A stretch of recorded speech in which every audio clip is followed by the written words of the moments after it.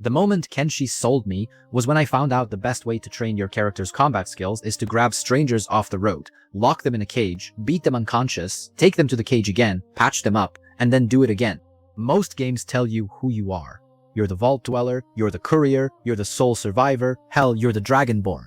You're special, you're chosen, and the world was basically waiting for you to show up. Kenshi drops you in a desert with no money, no skills, and no explanation, and the world's reaction to your arrival is essentially nothing. Crickets. The world has been here a long time. It doesn't know you exist, and it certainly doesn't care. I'd say it's the most hostile game I've ever played, but hostile implies the game is paying attention to you, and it isn't. I spent the first 2 hours of Kenshi getting beaten up, robbed, and left face down in the dirt by a group of bandits who had been wandering around long before I arrived, and will keep wandering long after I respawn. Most games would give you a tutorial for this.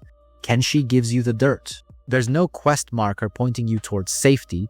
There's just the wind, the sand, and the slowly dawning realization that this game was designed by someone who described himself, without irony, as the player's enemy. That someone is Chris Hunt. He built Kenshi largely by himself. Over 12 years, working part-time as a security guard to pay his bills while he built a post-apocalyptic world that has no interest in making you feel special. The result is one of the strangest, most uncompromising, and most deeply rewarding games I've ever played, and almost nobody in the Fallout community is talking about it. What Kenshi actually is. Kenshi resists easy description, which is part of why it gets ignored.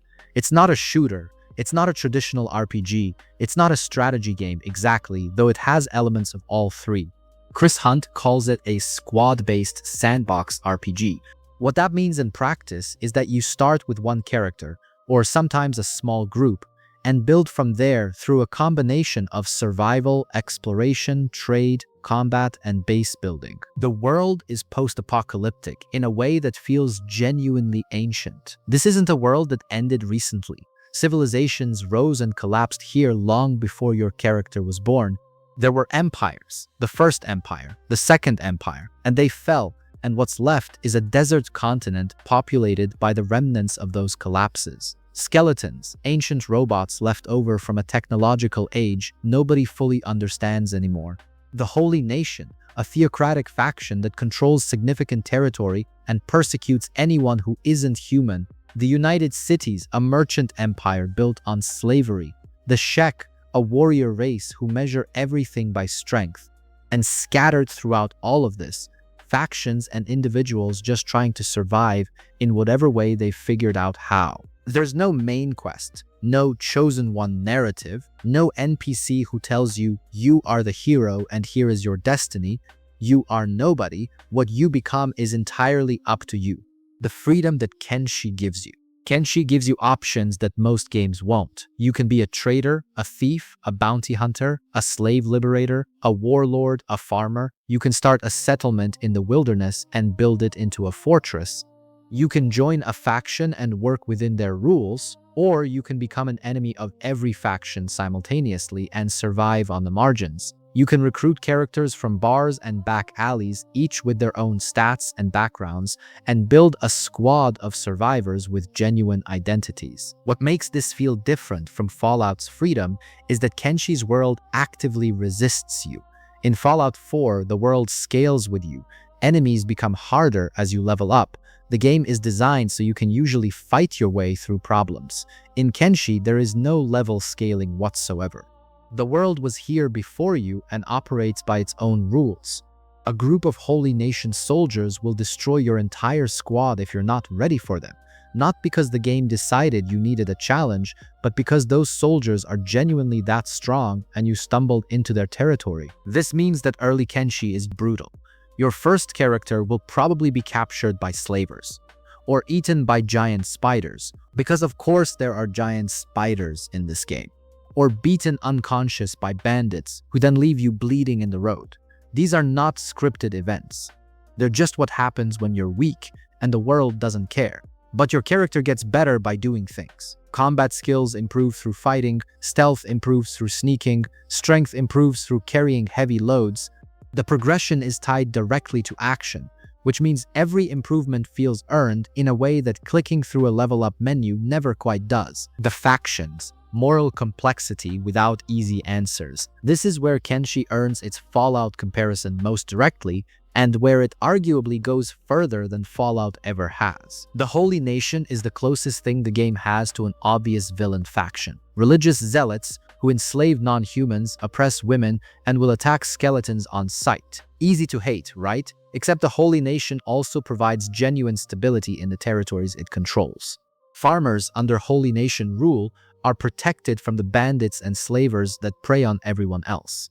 The order is oppressive, but its order is a stable tyranny better than chaotic freedom? Kenshi doesn't answer that question. It puts you in the middle of it. The United Cities are a merchant oligarchy that runs on slavery. Brutal and exploitative, but they're also the most economically sophisticated faction in the world, with functioning trade networks and cities that offer genuine opportunity if you have the right skin and the right politics. If you don't, you're property. The anti-slavers are fighting the good fight against the United Cities, liberating people from bondage, noble cause, except their methods cause starvation in farming communities that depend on the very labor economy they're disrupting. Tinfist, their leader, is driven and principled and completely willing to let innocent people suffer for the long-term goal. There are no good guys in Kenshi. Every faction has a logic that makes sense from inside it and produces terrible outcomes from outside it. This is moral complexity in the New Vegas tradition, not the Fallout 4 tradition where the Institute is obviously evil and the Minutemen are obviously good. You have to figure out where you stand. And wherever you stand, you're standing on someone else's neck. The survival systems, where Kenshi gets serious. Your characters need food, not in a cosmetic way. If they don't eat, they starve, their stats deteriorate, and eventually they die. In the early game, finding enough food to keep your squad alive is a genuine concern that shapes every decision about where to go and what to do. Combat in Kenshi is automated. You give orders and your characters carry them out, with you managing the broader tactical picture rather than controlling individual attacks. This sounds like it should feel disconnected, but in practice, it creates a specific kind of anxiety that first-person games can't replicate. Watching your characters fight, knowing you can't directly intervene, hoping the combat skills you've been building are enough. It's tense in a way that's hard to describe until you've experienced it. The injury system is one of the most detailed in any game. Limbs can be severed, characters can lose arms or legs permanently, requiring prosthetic replacements. A character with a wounded leg will limp and slow the whole squad down. A wounded arm means fighting with one hand. Blood loss causes characters to pass out, and blood attracts predators. Every injury has specific consequences that cascade through the rest of the game. If a character is knocked unconscious rather than killed, they can be captured by slavers, by the Holy Nation, by cannibals. Being a prisoner in Kenshi is not a game over. It's a gameplay situation. You can try to escape, or wait for your squad to come rescue you, or endure imprisonment long enough to train stats while you're being forced to work in a mine. The game finds a way to make even catastrophic situations into opportunities, which is a design philosophy that Fallout occasionally gestures toward but never commits to fully. Where Kenshi falls short. Kenshi was built primarily by one person on an aging engine, and it shows. The graphics are genuinely bad by modern standards. They're not charmingly retro, they're just technically limited. Character models are stiff, the UI is clunky and takes time to learn. The game runs poorly when your squad gets large and the world gets busy, with frame rate drops and loading pauses that happen regardless of your hardware. The lack of any structured narrative is also a genuine weakness for certain players. Kenshi generates emergent stories, things that happen because of how the simulation works, but it doesn't tell you a story. If you need a narrative thread to follow, a reason to keep going that the game gives you, rather than one you create for yourself, Kenshi will feel empty. The world is rich with lore, but it's scattered through books and conversations and environmental details rather than given to you in any organized way. Players who find that rewarding will love it. Players who find it exhausting will quit within a few hours. The game also has no dialogue system worth mentioning. You can talk to NPCs, but conversations are extremely limited. There's no New Vegas-style conversation where your choices shape the outcome.